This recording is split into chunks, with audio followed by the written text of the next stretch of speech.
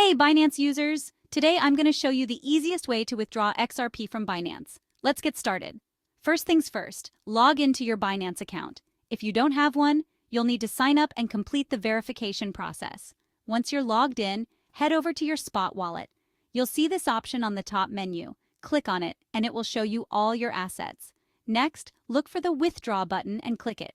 Here's where the magic happens. In the withdrawal page, select your cryptocurrency type from the drop-down list. For this video, we are withdrawing XRP, so choose XRP.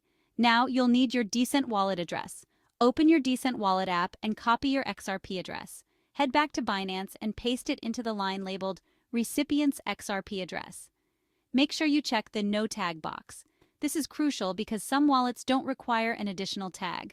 Finally, enter the amount of XRP you want to send. Double-check everything to make sure it's correct. Once you're all set, click Submit. Binance might ask for a security verification, like an SMS code or Google Authenticator code. Enter that and you're good to go. And that's it! You've successfully withdrawn XRP from your Binance account to your Decent wallet. If you found this video helpful, don't forget to like and subscribe for more crypto tips and tutorials.